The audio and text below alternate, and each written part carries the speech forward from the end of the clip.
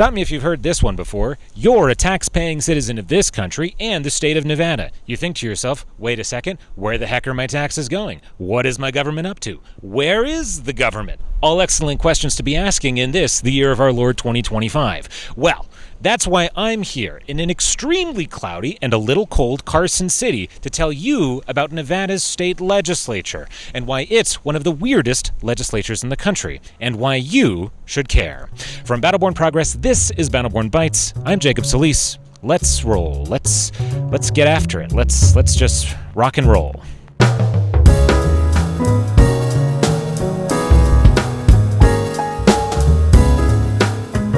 Extremely windswept, but it is what it is. This building behind me is the Legislature. It looks less fancy than other state legislatures and lacks a giant dome, but it's getting renovated, so we'll forgive its dust for now. Inside are 63 legislators, 21 senators, and 42 assembly members. What are they up to? A bunch of ceremonial stuff that doesn't really matter because it's day one and nothing actually happens in the first week. But that's besides the point. What's happening now is that for the next 4 months, 120 days, Nevada legislatures need to figure out every single little thing that needs to happen for the next 2 years. Why? Nevada is only one of 4 legislatures in the entire country that meets once every 2 years. That's what the word biennial means, once every 2 years. We do it in the odd year. So do they. I don't know why. There might be a historical reason. See on screen, maybe, if I remember and to edit. How many bills could there possibly be, I hear you asking? Well, over 1,000. Not even kidding. Over 1,000. How many of those are going to become law? Half-ish. Most likely. So the governor usually signs 563 bills. That's what happened in 2023 when there was a Republican governor, Joe Lombardo, and a Democratic legislature, like we have in 2025. Look at that. But the thing is that the legislature will usually pass a lot more bills than actually get signed. This is what you might know as the veto. So in 2023, Governor Joe Lombardo vetoed a record number of bills, something like 70 of them. That's a lot. That's just a ton of bills. I can't express to you that is just a lot of bills. Sometimes those bills are really important, like when Governor Joe Lombardo vetoed the budget.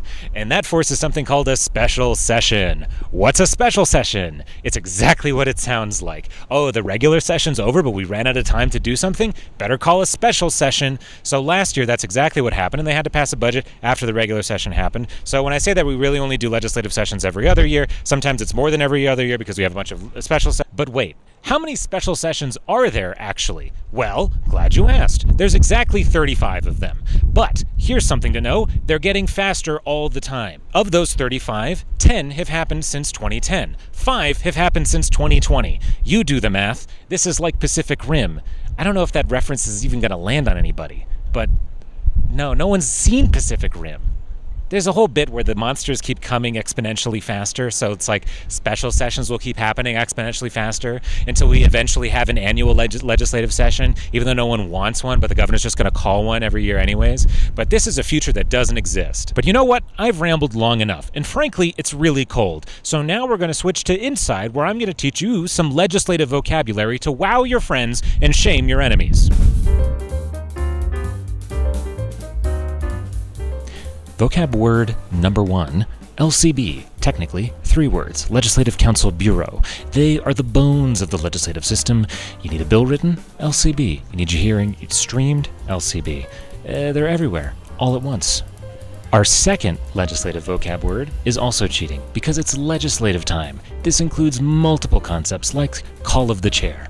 What's the call of the chair? Well, say you want to start a hearing, but you don't have a real time in mind. Just say call of the chair. When does it start now? Who knows? This big umbrella of legislative time also includes a 1-minute recess. How long is a 1-minute recess? If you guessed 1 minute, you're wrong, and you're literally never going to be right.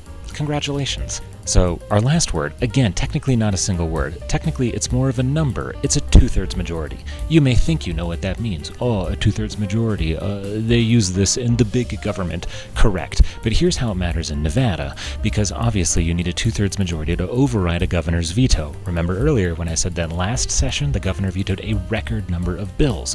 So that could matter again this year because Democrats don't have a supermajority in either chamber, so it would require Republicans to override any vetoes. Second, the legislature needs a 2/3 majority to pass any tax increase. So keep an eye on that. It's probably going to matter. And now we're going to kick it to future me to talk about the news. Wow, look at that. It's me from the future.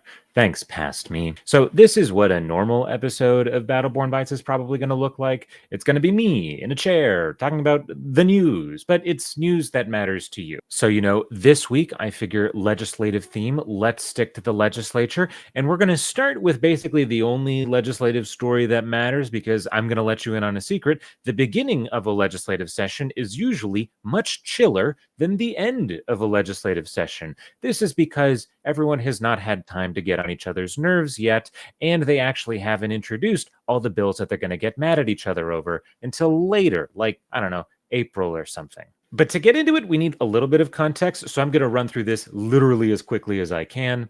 So, last month, the governor introduced a budget. The governor always introduces a budget. The problem is he had $12.4 billion to work with for the next 2 years. Cool. We all knew that, obviously. But he introduces a budget with a $335 million hole in it.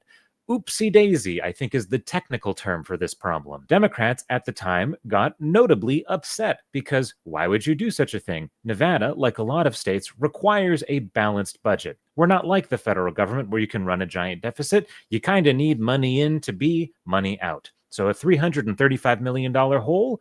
Big problem. Just for some additional context, at the time, Senate Majority Leader Nicole Cannizzaro called the budget hole unprecedented and said literally, I quote, "I cannot recall a time when the governor sent the legislature a budget that simply didn't add up."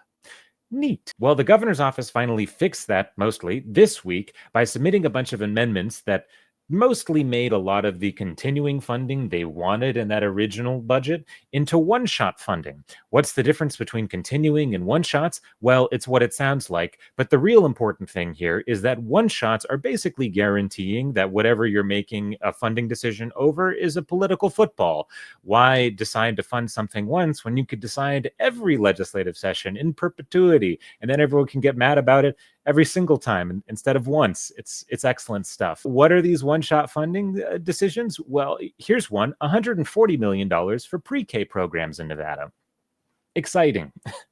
I love political footballs. We love political footballs here on Battle Born Bytes. So that does it for this week's episode of Battle Born Bytes. Just so you know, every week we're going to be bringing you more of this. Why are my eggs so expensive? This is not my beautiful house, etc. The hope here is to just explain the world around you and get you to know why Nevada ticks the way it does, because I'm going to let you in on a secret. Nevada is a weird state. And sometimes it feels like it's really hard to explain what's going on in a way that actually makes sense. So hopefully this does that. For Battleborn Progress, I'm Jacob Solis. We'll see you next week.